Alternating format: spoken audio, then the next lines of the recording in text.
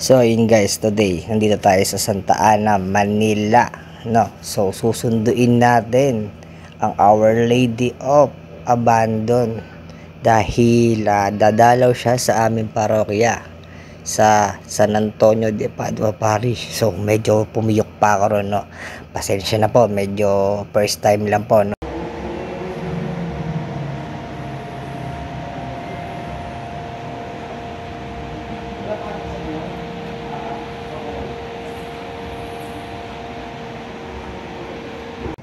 So yun guys, ayan nailabas na namin siya, no.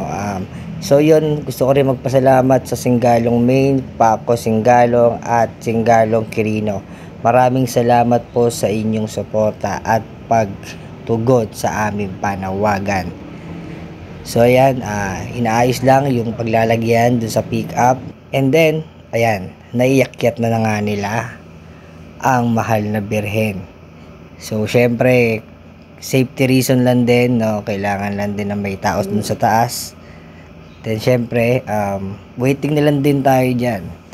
Tapos gogora na tayo sa ating mahal na parokya sa San Antonio de Padua. So ayan, nagsimula na nga ang ating motorcade papunta sa San Antonio de Padua Parish sa Singgalong. So ayan, sa lahat po lang sumama diyan, maraming salamat po, no.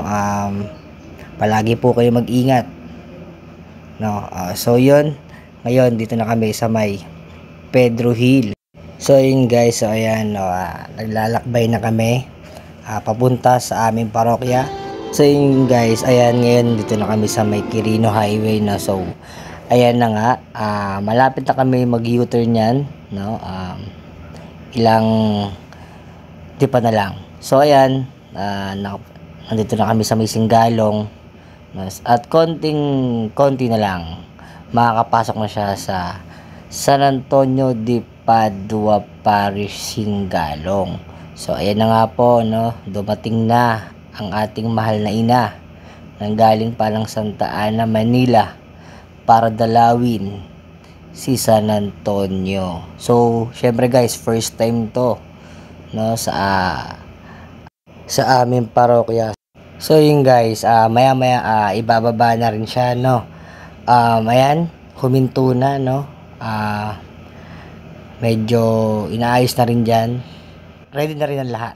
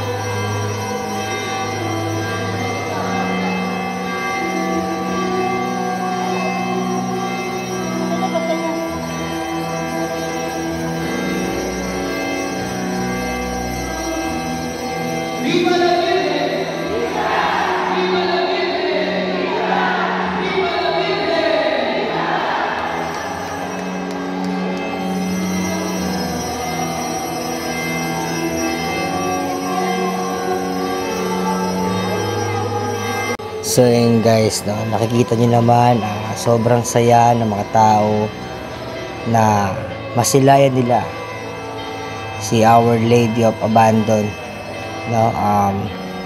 So syempre magtatagal sa St. Anthony si Our Lady of Abandon from September 28 to October 6. So yun guys, no, panoorin na ulit natin.